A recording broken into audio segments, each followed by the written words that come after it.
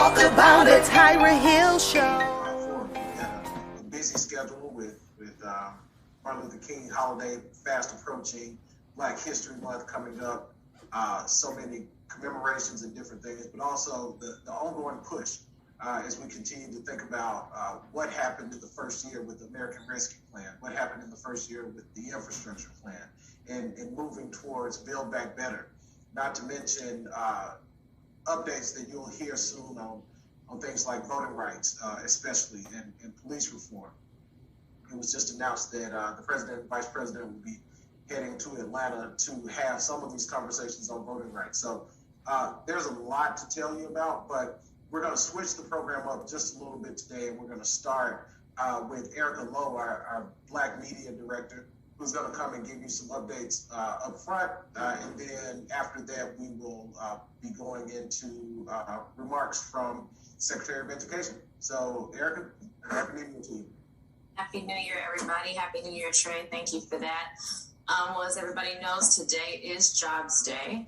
The Biden-Harris administration has achieved the best record of job creation in history. The unemployment rate, as you may have seen in many outlets today, fell to a historically low level of 3.9%. Black unemployment has fallen by nearly 3% this year. I think last month it was reported at around 6.7%. So obviously we have a lot of work to do, but a lot of work has gotten done. So you should see a lot of our surrogates out today talking about the unemployment numbers and plans for the new year. Obviously, we're quickly approaching the anniversary of the president's first year in office. So you can expect to hear more, obviously, from the president, vice president, our wonderful cabinet secretaries, including the secretary who I see just joined, on all the great work that we've done in various sectors and fields in our first year. Obviously, COVID is huge for us right now. We're doing everything we can to hit every community. Dr. Fauci, Dr. Webb, I imagine you've seen him seen them both doing various outlets, Black media, MSNBC, you name it.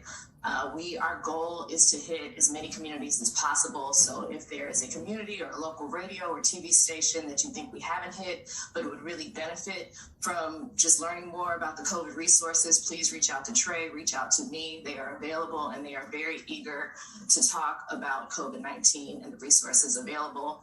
Trey already mentioned the voting rights speech next week. You can certainly expect to hear more from us on that as we get closer. And I think we're just doing a lot of work to make sure that we get the messaging out in 2022. You know, Secretary Cardona, since he's here, I will absolutely mention a lot of the behind the scenes work that I'm sure he won't mention, but I'll gladly mention that he's doing to make sure that we get the appropriate messaging out to the Black community. You know, various sit downs and conversations that aren't necessarily on the record, but that he has taken the time to incorporate into his schedule to make sure that we're hitting the right markets and that everybody is included in the work that's being done at the department. So I will let Trey do the official introduction, but I just wanted to flag that the Secretary is a huge part of our Black media effort, and I appreciate all that you do, sir. Happy New Year. Thanks so much for that, Erica. And with that, though, we're going to turn right into talking to Secretary Cardona. For those of you, I'm not going to do a really long introduction on this because I think a lot of his work speaks for itself. Secretary Cardona is the 12th U.S. Secretary of Education. He has dedicated his career to serving students, educators, families as an elementary school teacher, like my father, a school principal, a district administrator, and most recently as the Commissioner of Education for the state of Connecticut. Secretary Cardona is absolutely committed and has a plan to support K through 12 schools as well as colleges. And you see that in the work that's coming out in his overall commitment to equity and his commitment to making sure that the students can afford to get out and live their lives. So with that, I'm not going to do any more. I'm just going to pass it on to Secretary of Education, Miguel Cardona. Thank you so much for joining us, sir. Thank you very much, Trey, for the introduction. I appreciate that you and Erica invited me to join today's conversation with such a distinguished group of folks. But first, I want to acknowledge the passing of the great Sidney Poitier, this morning. Such a pioneer in so many ways for our country. I'm honored to be with this distinguished group, including community leaders, educators from historically Black colleges and universities and other institutions, faith leaders, representatives from the Divine Nine, all of you. Just thank you for your contributions at a time when our country needs us more than ever. Before I begin, I'd like to address the threats that more than a half dozen HBCUs received earlier this week. Acts of intimidation and threats of violence will not be tolerated and have no place in our institutions of learning. Now and always, our message is simple. Our students will not live in fear for their safety while pursuing their education. Education unites, it doesn't divide. Working with HBCU administrators, government officials, and the students and alumni of these schools will support all efforts to keep our campuses safe. And speaking of safety, together we're going to continue to address the effects of the pandemic for every student at every level of education. As Secretary of Education and as a parent of 2 children in high school, student health and safety has always been my priority. Equally as important is ensuring that students from preschool to college receive the supports that they need to meet their academic, their mental health, and their social emotional needs. We know, I don't have to tell this group, we know that the pandemic exacerbated gaps and outcomes, particularly for our Black and brown students. I want to be crystal clear today. The actions that we take today will either make opportunity gaps worse or work to close them. That's it. So we have to work hard to make sure that our schools are safely reopened for our students. The pandemic didn't hit us all equally. There's some groups that were affected more than others. So what we do now matters so much for these groups. As COVID cases numbers rise and staff shortages increase, especially in our pre-K-12 schools, we're going to continue to be tested. Our kids' academic and emotional well-being are at stake here. One thing is clear, we must do everything to keep our schools safely open for in-person learning, 5 days a week, so that our students' needs are best met. We know their needs are met in the classroom more than anywhere else. And I'm not just talking about their academic needs, I'm talking about their emotional needs, but in many cases, nutritional needs and being safe. As President Biden said, we know what we need to do. We have better tools now, including mitigation strategies that we know work and vaccines for students ages 5 and up. We need to lean on the science and on our health experts. And we have the resources through the American Rescue Plan for testing and other mitigation efforts. The Department of Education recently released 4 key strategies for schools and districts to help keep students and staff safe, healthy, and learning in person. These include prioritizing student vaccinations, which I talked about a little while ago, implementing test-to-stay measures, working closely with local health departments, and monitoring community spread. This document that we sent out, I think it was like 2 weeks ago, I want to make it available to you if you wanted, just so that you could refer to it when working in your communities to try to make sure we're focusing on those strategies that we know work, that keep our kids safe. I'll try to make that available to Trey or Erica. Recent CDC data show that test-to-stay practices can help keep schools open for in-person learning for the rest of the school year. We've heard from educators on the need for more tests and more resources that clarify how to implement these test-to-stay strategies. I want you to know that we're working really closely with our colleagues in CDC to address these issues. In a few hours, I'm going to be having a call with thousands of superintendents across the country with a partner from CDC and our U.S. Surgeon General, Dr. Miguel, to talk about how to safely keep our schools open. It's really important that we're showing unity and that we're out there talking to the practitioners so that they can hear from us the latest science and we're clear on our messages. This is important, but it's good for our students and staff. And we know that the test-to-stay strategies, they work. They're going to allow our students to stay in school. The challenge 2 years into the pandemic is keeping schools safe in the face of growing fatigue. We all have fatigue with this pandemic. And there's also political interference that we have to be careful of. I want to thank you all personally for what you're doing to advocate for safe school reopening and making sure that our students are getting the best opportunities. Thank you for what you're doing in your community to advocate for students. Together we can fight the virus. Together we can make sure that the color of the student's skin or how much their parents make, their background, or their zip code have no bearing in their access to educational opportunity. Together we can make sure the brightest days are ahead of us in education. I'm proud that the American Rescue Plan devotes unprecedented funds to the Black community. HBCUs, for example, have received $2.6 billion in federal funds to support their vital work. At the department, we're committed to giving every student at every stage of learning clear pathways to pursue their dreams, whether that's learning a trade or earning a degree. We know not all students will thrive by going to a four-year school. There's so many more opportunities. We must make that accessible to all students.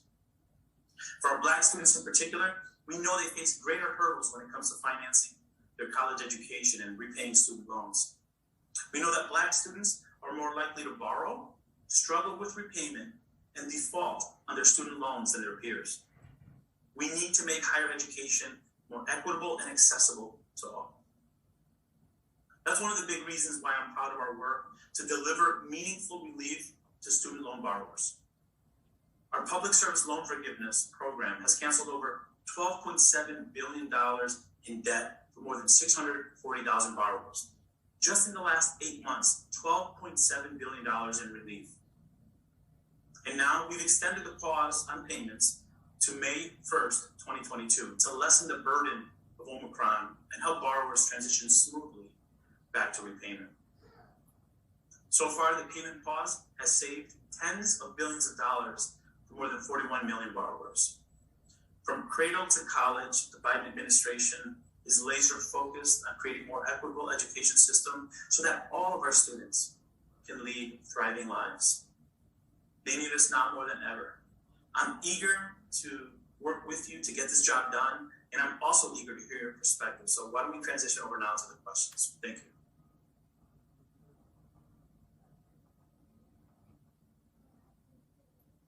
Thank you so much, Secretary Cardona, for that and those opening statements.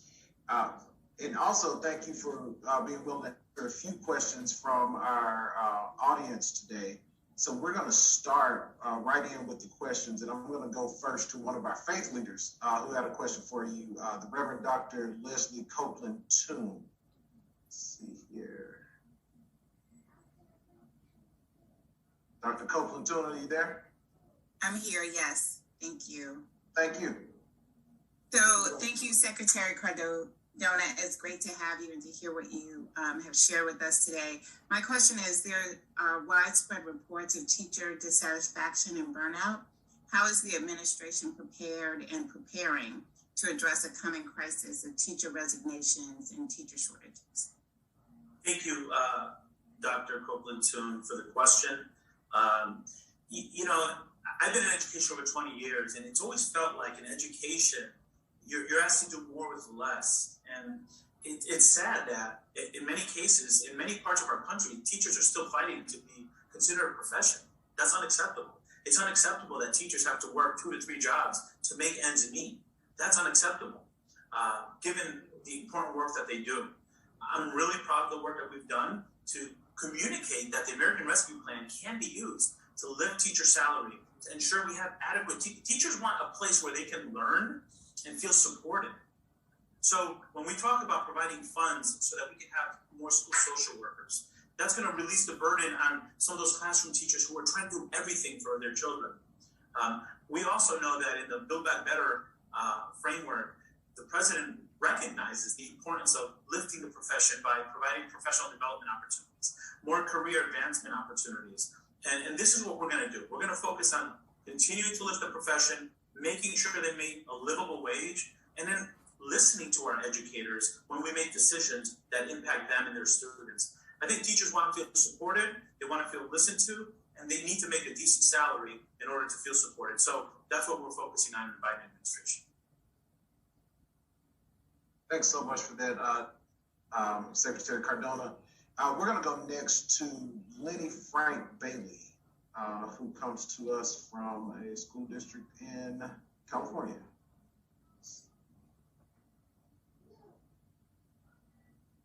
Lady, are you there? Yes, I am. Thank you. Good morning from sunny Southern California. Thank you, Secretary Cardona, for being with us. My question concerns career tech ed, and I was glad to hear you say that not all students thrive with the 4, 6, 8-year route, and that's what we are learning. And so my question concerns what are the administration efforts for career tech ed, and specifically the K-12 community college connection, because we're finding that there are lots of living wage jobs that are available, and students may want to go the 4-year route, not initially.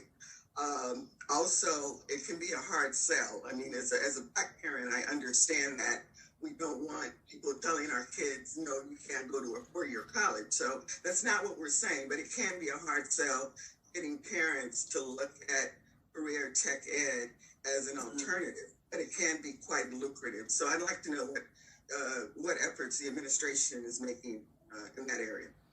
Thank you for the question, Lenny. It's a great question. And, I invite all the leaders here on this call to think about this question, what that means for you and your work of advocacy and as you're leading your communities, right? And people look to you on topics like this one.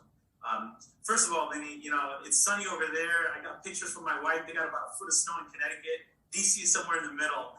Enjoy that sun. I'm a little jealous. But so, listen, I graduated high school as an auto mechanic. A lot of people don't know that. I went to a technical high school because my older cousins went there, and big Puerto Rican families, you follow the older cousin. That's what happened. And I realized there I wanted to go to college, but I also realized that many of my peers, my colleagues, they went on to own businesses, and they're doing very well, and they continued in that track. We need to do better as a country to provide better career pathways that could lead, as you said, Lenny, to 2-year degrees or 4-year degrees. Our community colleges are going to be instrumental in that. I was disappointed that in the Build Back Better proposal, community colleges are not there, but that doesn't mean we're going to stop fighting for it. Think about the infrastructure plan. Think about the jobs that are coming. There are high-paying, high-skilled jobs that our students are going to be able to access. So it's really key that not only do we use our community colleges, but we rethink our high schools and we say, are we doing enough for career pathways? Are we giving our students, are we engaging our learners in high school with enough hands-on opportunities or internship opportunities to see what jobs exist in their community, high-paying jobs that could also lead to college down the road? And I appreciate your comment because as a Latino, the last thing I want to see is there being sorting where these kids are going to college, these kids are going to a technical track. That's not what I'm talking about. We have to guard against tracking, but we have to do a better job making opportunities for all students, including students who might be interested in a career pathway to a high-paying job that exists in their community. K-12, we got to do better providing career pathways. We have to connect to the community colleges, but we also have to connect with our workforce partners. I'm eager to get going with that. We're going to continue to do this work, and I'm excited about moving that ahead. And I look for your partnership in making sure we make that a viable option across the country. Thanks so much for that, Secretary Cardona. I think we actually have time for one more question. If you can take this one, we're going to go to Marilyn Dunham. Hey, Marilyn. Hello, good afternoon. At the start of the ARP, Dr. Biden actually visited my school, so I'm excited to be here today. Will there be an ESSER 4 release soon, as we are still struggling with this COVID mitigation and the safe return to school? And this week we're, on remote instruction because of the rising cases. So will there be any more assistance through like an ESSER 4 release? Thank you for the question, Marilyn. As I said before, I've been in education for a couple decades, and I've never seen such an influx of funds aimed at not only reopening our schools, but really helping our educators reimagine what education could be. Let's face it, before the pandemic, we had gaps that have been in existence since we've been collecting data. And Black and brown kids are on the wrong side of that gap. So now we have funds in our systems to reopen schools, but also to provide wraparound services, to provide some better summer school tutoring. So it's about how we're utilizing those funds that I really want to make sure our agency focuses. Most recently, the American Rescue Plan provided $130 billion to our schools across the country. And I'm very proud to tell you that while Congress didn't pass that we have any strings attached, we required every single state to provide a plan that focused on equity and stakeholder engagement. Okay, so as I said before, the pandemic disproportionately affected Black communities. So we need to make sure that these plans that our states have are also addressing that gap that was made worse. And then stakeholder engagement. People who might not have traditionally had input in the development of these plans should not have access. And I encourage everybody on this call to take an active role in finding out which stakeholders are a part of the conversation. I want to make sure that our Black community has a voice in the development of recovery plans in communities. So the funding is there. We just have to make sure that our voice is there. But I will tell you, Marilyn, the Build Back Better proposal has unprecedented funds towards special education, Title I schools. There's new money in education in the budget that demonstrates the president's commitment, not just during the pandemic, but the president's commitment to address achievement disparities across this country. It's plagued our country since we've been collecting data, and we have a president and administration that's really serious about doing something about it. Secretary Cardona, thank you so much for answering some questions from this group of stakeholders. In our last minute here, in addition to thanking you, just want to give you the opportunity. We've got stakeholders from all across the country, people on who are leaders in organizations, and they're going to go out and carry these messages across the country for us. And so, is there anything else you'd like to share before we drop off here and let you go? Listen, just thank you for the opportunity. You know, nobody asked for a pandemic, but we're here at a time where we can get reset on a lot of things that didn't work in education and other things.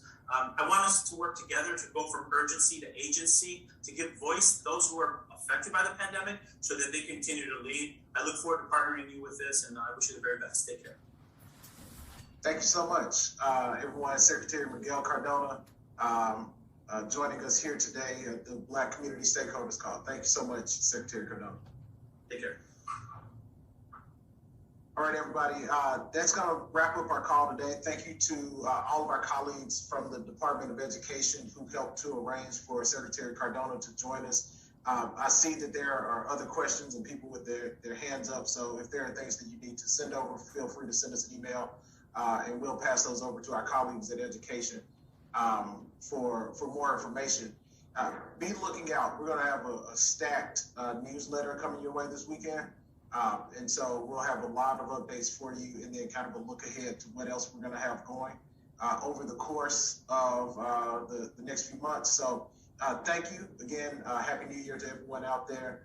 We look forward to continuing our push of having high-level administration officials come and join you and talk to you about these issues that are so important to Black communities. So be looking out for a special announcement on next week's call. And then so forth and so on. So with that, I'll say goodbye. Everyone have a good day, and we'll see you next week.